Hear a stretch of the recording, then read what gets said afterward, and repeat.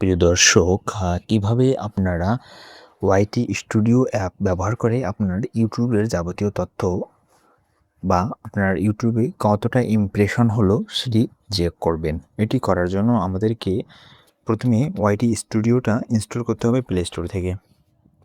Play স্টোরে যাইতে হবে। প্লে স্টোরে যাওয়ার পর আপনাকে লিখে সার্চ করতে হবে।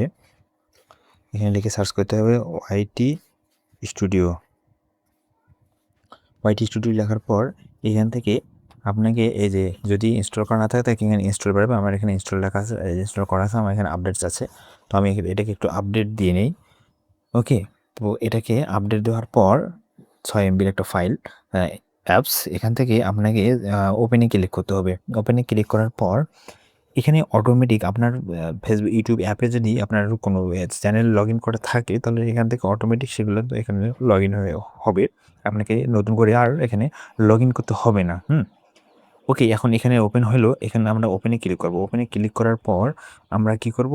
আমরা যদি আমাদের চ্যানেলের বিস্তারিত ডাটা দেখতে চাই তাহলে এখান থেকে আমাদের যাইতে হবে এই যে নিচে অ্যানালিটিক্স দেখতে পাচ্ছেন, অ্যানালিটিক্সের উপরে।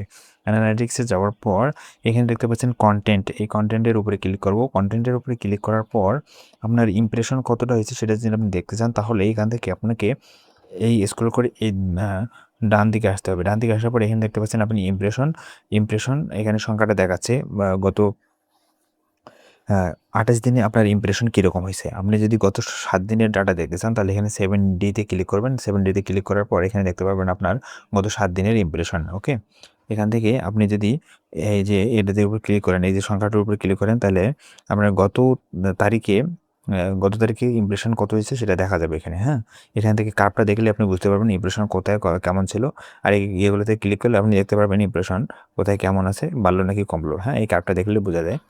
তো এভাবেই মূলত আপনারা আপনার ইউটিউব কীরকম ইমপ্রেশন দিচ্ছে। ইমপ্রেশন মানে হচ্ছে যে আপনার ইউটিউব আপনার ভিডিওগুলো মানুষের কাছে কী পরিমাণ পাঠাচ্ছে বা কতজন মানুষের কাছে পাঠাচ্ছে সেটা দেখাচ্ছে। যেমন আমার এখানে দেখাচ্ছে ৪,৮৬৯, অর্থাৎ গত তারিখে বা গত দিনে আমার ভিডিওটা ৪,৮৬৯ জন মানুষের কাছে পাঠানো হয়েছে। একটা ভিডিও না, শুধু আমার চ্যানেলে যতগুলো ভিডিও আছে সবগুলো ভিডিও। ওকে, এভাবে মূলত আপনারা চেক করতে পারবেন আপনার এই ইমপ্রেশন।